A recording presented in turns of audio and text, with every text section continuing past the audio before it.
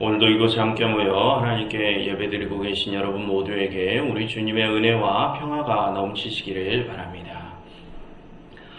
여러분, 오늘은 2025년 한 해를 마무리하는 마지막 주일입니다. 오늘 살펴볼 사무엘상 7장은 그 마지막 주일에 많이 설교가 되는 본문입니다. 오늘 본문에서 사사 사무엘이 백성들에게 여호와께서 여기까지 우리를 도우셨다라고 선포하는 것처럼 이 본문은 그동안 우리를 이끄신 하나님의 은혜를 기억하게 하고 하는 본문이기 때문입니다. 그리고 오늘 본문은 지난 그런 과거만을 돌아보게 하는 것이 아니라 앞날에 대한 희망적인 메시지도 가지고 있죠. 그래서 오늘은 이 사무엘상 7장의 내용을 살펴보면서 우리의 지난 한 해를 돌아보고 또 다가올 새해를 우리가 어떻게 준비해야 하는지 그것에 대해서도 알아보도록 하겠습니다. 여러분, 먼저 오늘 본문 앞에 있는 내용들을 조금 살펴보고 넘어가겠습니다. 여러분들께서는 성경에서 소제목들을 보시면서 한번 따라와 보시기를 바랍니다.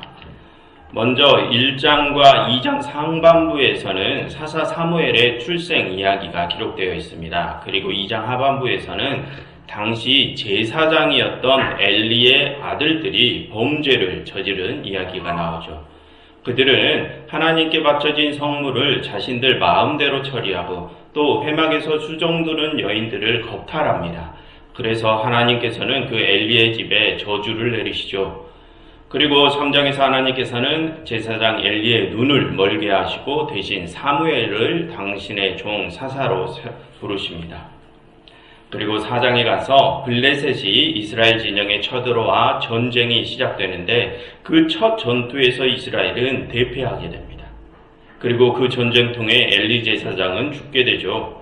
그리고 다음 5장에서 이스라엘은 블레셋에게 하나님의 언약궤까지 빼앗기게 됩니다. 그러니 하나님께서는 당신의 언약궤를 빼앗아간 그 블레셋 사람들에게 독한 종기 재앙을 내리십니다. 그래서 그러한 하나님의 개입 때문에 6장에서 블레셋 사람들은 자신들이 빼앗아온 언약궤를 다시 이스라엘에게 돌려주고 그 첫 전투에서 일단 물러나게 됩니다. 거기까지가 오늘 본문 앞에 있는 내용들입니다. 그럼 여러분, 그 이야기의 흐름을 보면 이스라엘은 왜 블레셋과 전쟁을 하게 되었고 대패하게 되었다고 생각이 됐습니까? 이스라엘의 제사장 엘리의 아들들이 하나님 앞에 범죄했기 때문입니다. 그래서 그들의 범죄로 인하여 이스라엘 전체가 저주를 받게 된 것이죠. 그런데 여러분, 왜 하나님께서는 엘리의 아들들이 범죄를 했는데 그 책임을 이스라엘 전체에게 물으시는 것일까요? 그것은 그 엘리 가문이 이스라엘을 대표하는 제사장 가문이었기 때문입니다.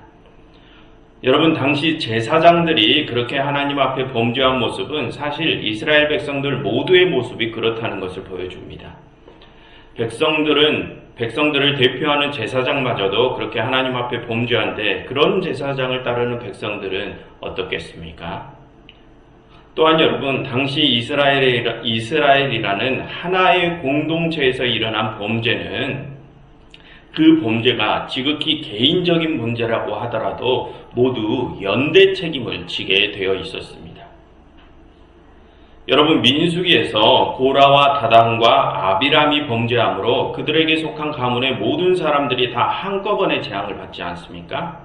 그와 동일하게 오늘 본문에서도 엘리의 아들들이 범죄함으로써 백성들 전체가 큰 재앙을 받게 됩니다. 그처럼 여러분, 하나님께서는 하나의 신앙 공동체 안에서 일어난 범죄는 그 범죄가 개인적인 문제라 하더라도 그 공동체 전체의 연대 책임을 물으십니다. 아무튼 오늘 본문 앞에서 이스라엘은 하나님 앞에 범죄함으로써 전쟁이라는 큰 재앙을 받게 되었습니다. 그래서 오늘 본문에서 엘리 제사장이 죽고 그 대신 세워진 사무엘은 이스라엘 백성들에게 회개를 촉구하죠. 사무엘은 백성들에게 우상 숭배를 그치고 오직 하나님만을 섬길 것을 촉구합니다. 그러면 하나님께서 블레셋 사람들의 손에서 너희를 건져내실 것이다 라고 하죠. 그러니 백성들이 사무엘의 말대로 회개를 하게 됩니다. 그리고 사무엘은 온 백성들을 미스바에 모아서 큰 회개의 예배를 드리죠. 그런데 그렇게 이스라엘 백성들이 한 장소에 모였다는 소식을 듣고 블레셋이 다시 한번 이스라엘을 쳐들어오게 됩니다. 그러니 이스라엘 백성들이 사무엘에게 당신은 하나님께 부르짖어 우리를 블레셋의 손에서 구원하시게 하라라고 청합니다. 그래서 사무엘이 그들의 요구대로 하나님께 부르짖죠. 그러니 하나님께서는 사무엘의 그 부르짖음을 들으시고 큰 우레를 내리치셔서 블레셋 군대를 물리치십니다. 그렇게 다시 한번 하나님의 개입으로 그 두 번째 전투는 이스라엘의 승리로 끝이 나게 됩니다. 그래서 사무엘은 미스바와 센 사이에 제단을 세우고 그 유명한 선포를 하죠. 여호와께서 여기까지 우리를 도우셨다. 그 이름은 에베네셀이라 라는 선포를 하게 됩니다. 그러니 하나님께서는 그 일 이후에 사사 사무엘이 살아있는 동안 블레셋이 이스라엘 진영에 쳐들어오지 못하게 하십니다. 그래서 사무엘은 그 하나님의 돌보심 속에서 이스라엘 전역을 평안히 다스리게 되죠. 그게 오늘 본문의 내용입니다. 여러분, 이스라엘과 블레셋의 이 전쟁은 이스라엘이 하나님 앞에 범죄함으로써 시작했죠. 그럼 여러분, 오늘 이스라엘은 어떻게 해서 그 전쟁을 끝낼 수 있게 됩니까? 사무엘이 하나님께 부르짖으니 하나님께서 그 부르짖음을 들으시고 하나님께서 그 전쟁에 개입하시어 그 전쟁을 끝내셨습니다. 그처럼 블레셋과의 이 전쟁은 백성들의 범죄로 인하여 시작했지만 하나님의 개입으로 인하여 끝이 나게 됩니다. 그런데 여러분, 하나님께서 이 전쟁에 그렇게 개입하신 것은 사무엘이 백성들이 하나님께 부르짖었기 때문이죠. 그 부르짖음을 하나님께서 들으셨기에 이 전쟁이 끝날 수 있었던 것입니다. 그래서 우리는 여기서 우리의 기도, 그 기도의 중요성에 대해서 생각해 볼 수 있습니다. 여러분, 오늘 본문에서 보여주시는 것처럼 하나님께서는 당신의 백성의 부르짖음을 들으시는 분이십니다. 그 부르짖음을 외면치 않으시죠. 그러니 우리는 이 장면을 통하여 우리 역시 우리의 고통과 아픔을 하나님께 기도할 수 있다는 것을 알 수 있습니다. 그것을 우리가 기도하면 하나님께서는 그 기도를 들으시고 응답해 주시죠. 그런데 여러분, 사실 하나님께서는 우리가 하는 모든 기도를 다 들어주시는 것은 아니십니다. 하나님께서 우리의 기도를 들어주시는 데에는 어떠한 조건이 따르죠. 여러분, 오늘 본문은 사무엘이 하나님께 했던 기도를 부르짖음이라고 표현을 하죠. 그런데 이 성경에 나오는 그 하나님께 부르짖다라는 표현은 그 부르짖는 사람이 하나님께서 그 부르짖음에 응답하실 것을 전적으로 신뢰하고 있음을 보여주는 표현입니다. 여러분, 지금 이스라엘은 왜 하나님께 부르짖습니까? 당시 그들이 처한 상황이 오직 하나님만이 타개할 수 있기 때문에 그들이 하나님께 부르짖죠.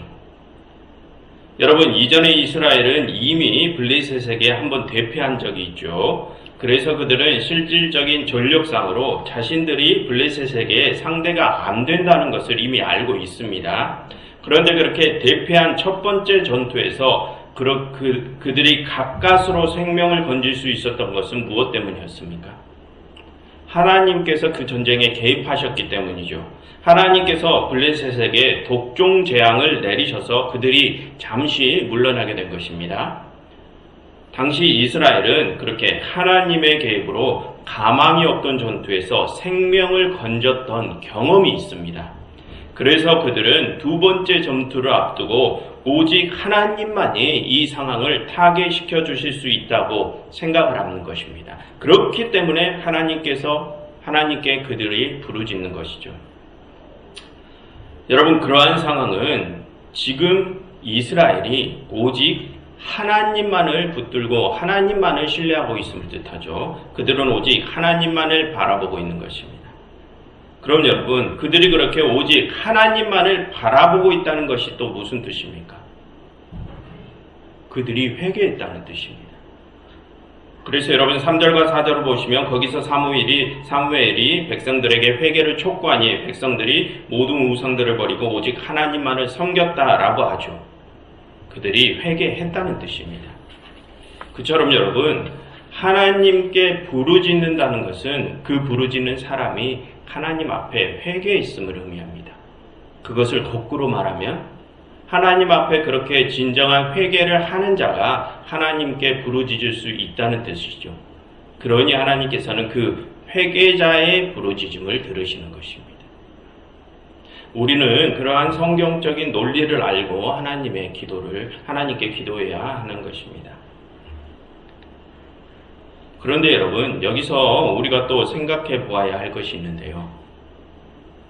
그렇다면 만약 우리가 하나님께 회개하지 않았다면 우리가 하나님께 기도할 수 있느냐 하는 문제입니다. 과연 우리가 하나님 앞에 온전한 회개를 할 수 있느냐 하는 그런 문제를 생각해 보아야 합니다. 여러분, 오늘 본문에서 이스라엘은 하나님 앞에 회개를 했죠. 그런데 여러분, 바로 뒤에 8장에 가서 보면 이스라엘 백성들은 사무엘이 늙자 그에게 자신들을 이끌어줄 왕을 요구합니다. 그럼 여러분, 이스라엘이 그 왕을 요구한다는 것이 무슨 뜻입니까? 그들은 하나님이 아니라 인간의 통치를 받고자 한다는 뜻입니다. 그들은 오직 하나님만을 섬기고 따라야 하는데 하나님이 아니라 자신들과 같은 인간을 섬기고자 한다는 것이죠. 즉, 그들은 다시 하나님 앞에 범죄하게 됩니다. 그처럼 여러분, 우리 인간은 그렇게 하나님 앞에 온전한 회개를 하기가 참으로 어렵습니다.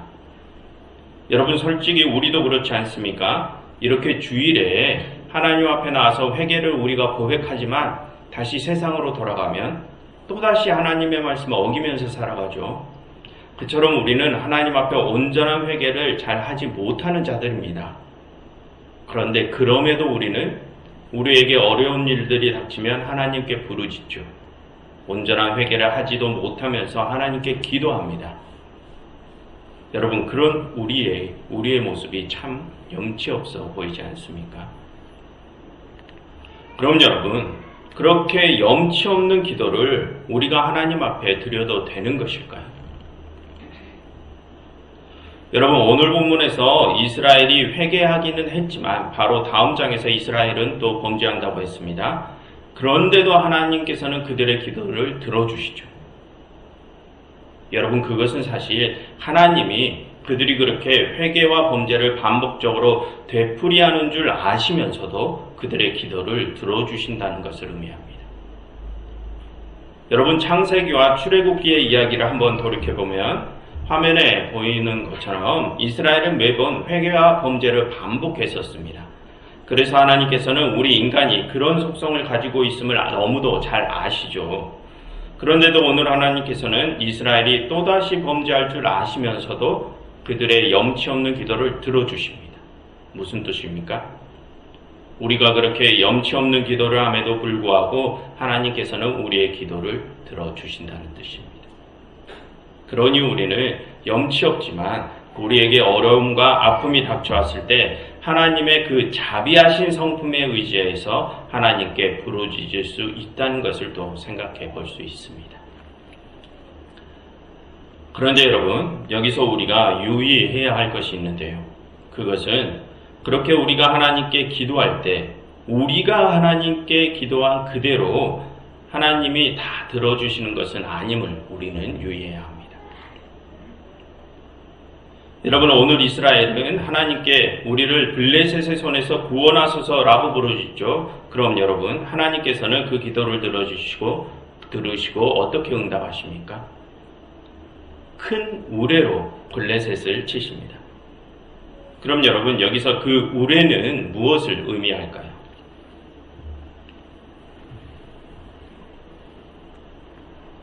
여기서 그 우레는 오직 하나님만이 사용하실 수 있는 능력을 뜻합니다. 그것을 다시 말하면 그런 큰 자연 현상은 우리의 인간의 영역이 아님을 의미하죠.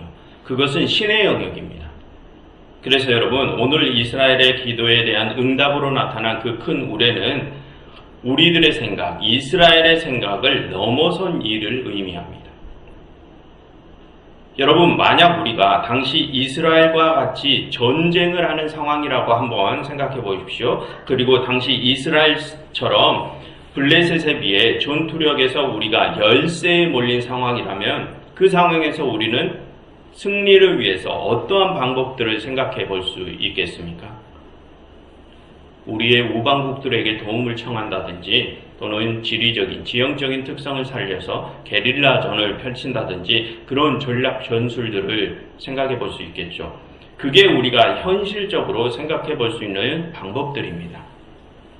그런데 지금 하나님께서는 그런 우리의 생각을 뛰어넘는 방법을 사용하시죠. 하나님께서는 우리 인간이 생각하시는 방법이 아니라, 우리 인간이 생각하는 방식이 아니라 하나님께서 당신만이 사용하실 수 있는 방법을 사용하신다는 것입니다. 그래서 여러분, 그것을 또 다르게 말하면 하나님께서는 이스라엘의 기도를 들어주시지만 그들의 방법대로, 그들이 원하는 대로 그 기도를 들어주시는 것은 아니라는 뜻입니다. 하나님께서는 당신의 방법과 당신의 뜻대로 그 기도를 들어주시죠. 여러분, 야곱의 아버지 이삭은 야곱의 복을 비는 기도를 드렸었죠. 그런데 여러분, 이삭의 그 기도가 언제 이루어졌습니까? 야곱이 형을 피해 삼촌 라반의 집으로 쫓겨나는 일을 겪고 또 돌아와서 자신의 사랑하던 아들 요셉을 잊는 경험도 하고 또 그 요셉이 애굽의 총리가 되어 야곱을 애굽으로 불러들일 때 그때에야 그 기도가 이루어졌죠. 그래서 야곱이 그때에야 자신의 조상들과 함께 평안히 잠들 수 있게 되었습니다. 여러분, 그러한 경험은 우리에게도 다 있지 않습니까? 우리가 하나님께 어떠한 기도를 했는데 그 기도가 우리가 원하던 때에 우리가 원하던 방식대로 이루어지지 않을 때가 있죠. 그런데 오랜 시간이 지나고 어느 날 문득 생각해 보니 아주 오래전에 하나님께 우리가 드렸던 기도가 이루어졌음을 어느 날 문득 느껴질 때가 있지 않습니까? 그처럼 여러분, 우리가 하나님께 어떠한 기도를 드리면 하나님께서는 당신의 방법과 당신의 때에 그 기도를 들어주십니다. 그럼 여러분, 우리는 하나님께 기도를 드리고 난 후에 어떠한 태도를 취해야 합니까? 만약 우리가 하나님께 어떠한 기도를 했다면 그 결과는 하나님께 맡겨야 한다는 것입니다. 그 기도 후에 우리는 하나님의 응답을 기다려야 한다는 것이죠. 여러분, 성숙한 신앙은 그렇게 하나님께 기도하고 그 응답을 기다리는 것이, 하나님께 모든 결과를 맡기고 그 응답을 기다리는 것이 성숙한 신앙입니다. 그런데 그렇지 않고 하나님께서 내 기도를 들어주실 때까지 계속해서 똑같은 기도를 반복하고 반복하는 것은 내 스스로 하나님에 대한 신뢰가 없음을 증명하는 것입니다. 여러분, 하나님께서는 자유로우신 분이십니다. 하나님은 우리가 원하는 대로 구속할 수 있는 분이 아니시죠. 그래서 하나님께서는 우리가 기도한 대로 그 기도에 기계적으로 응답하지 않으십니다. 그런데 여러분, 우리 한국교회의 모습을 보면 하나님께 동일한 문제를 가지고 들어주실 때까지 강력히 강구해서 그 응답을 받아내려고 하는 모습들이 보이죠. 그리고 그렇게 내가 원하는 것을 하나님께 받아낼 수 있어야 성숙한 신앙인인 것처럼 몰아가는 분위기가 있지 않습니까? 여러분, 잘 한번 생각해 보십시오. 정말 그것이 성숙한 신앙의 모습인지 아니면 그 모습이 하나님을 신뢰하지 못하는 모습인지를 한번 잘 생각해 보십시오. 아무튼 다시 본론으로 돌아오면 하나님께서는 우리의 기도에 당신의 뜻과 당신의 방법과 당신의 때에 응답을 하십니다. 그런데 여러분, 하나님께서 응답하신 그 방법과 때는 우리에게 가장 좋은 방법과 때임을 우리는 또 알아야 합니다. 여러분, 오늘 이야기에서 하나님께서는 블레셋의 손에서 우리를 구원하소서라는 이스라엘의 기도를 들으시고 어떤 결과를 만들어내셨습니까? 큰 우레를 통해서 블레셋을 치셨죠. 그래서 그 전투에서 이스라엘의 생명을 보존하셨습니다. 여러분, 오늘 이스라엘이 하나님께 기도한 내용은 두 번째 전투에서 자신들의 생명을 보존해 주라는 기도입니다. 그런데 여러분, 하나님께서는 이 두 번째 전투에서 이스라엘의 그 생명만을 보존해 주시는 것뿐만이 아니라 13절을 보시면 하나님께서는 블레셋을 굴복시키시어 그들이 다시는 이스라엘 지역에 들어오지 못하게 만드셨죠. 무슨 뜻입니까? 그 블레셋과의 전쟁을 완전히 종결시키셨다는 뜻입니다. 하나님께서는 이스라엘이 기도한 것보다 더 좋은 전쟁의 종식이라는 결과를 가져다 주시는 것입니다. 그처럼 여러분, 하나님께서 우리의 기도에 응답하시는 때와 방법은 우리에게 가장 좋은 때와 좋은 방법을 가지고 가장 좋은 결과를 가져다 주신다는 것입니다. 그러니 우리는 그런 하나님을 신뢰하며 만약 우리가 하나님께 어떠한 기도를 드렸다면 그 결과는 모두 하나님께 맡기고 기다릴 수 있어야 합니다. 그럼 여러분, 우리는 그 응답을 어떠한 모습으로 기다려야 합니까? 여러분, 아까 하나님께서는 어떠한 사람들의 기도를 들어주신다고 하셨죠? 온전히 회개한 자, 그래서 오직 당신만을 신뢰하는 자의 기도를 들어주신다고 했었죠. 물론 아까도 말씀드렸지만 우리가 하나님께 온전히 회개하기는 어렵습니다. 그렇지만 그렇게 온전한 회개까지 나아가도록 최선의 노력을 하는 자의 기도를 하나님께서는 들어주시겠죠. 그러니 우리는 범죄한 과거를 버리고 오직 하나님만을 신뢰하며 그 기도의 응답을 기다려야 합니다. 그게 참된 기도자가 가져야 하는 올바른 모습이자 태도죠. 여러분, 그렇게 만약 우리가 회개를 통하여 오직 하나님만을 신뢰하며 기도하고 기다린다면 하나님께서는 그런 우리에게 가장 좋은 때에 가장 좋은 방법으로 응답하실 것입니다. 그러니 여러분, 한 해를 마무리하고 새로운 한 해를 기다리는 이때에 하나님께 바라보자 하신 어떠한 기도 제목들을 가지고 계신다면 먼저 여러분들의 죄악을 버리시고 그리고 하나님께 기도하시고 그리고 오직 하나님만을 신뢰하시며 기다리십시오. 그러면 하나님께서는 여러분들이 생각지도 못할 가장 큰 승리를 가장 좋은 때에 여러분들에게 안겨주실 것입니다. 그것을 기억하시면서 부르짖고 기다리시는 여러분들이 되시기를 간절히 바랍니다. 기도하겠습니다. 하나님, 당신께서는 저희의 모든 필요와 모든 소원을 아시니 당신께서 뜻하시는 대로 당신의 때에 그 모든 것을 이루어 주시옵소서. 예수 그리스도 이름으로 기도드렸습니다.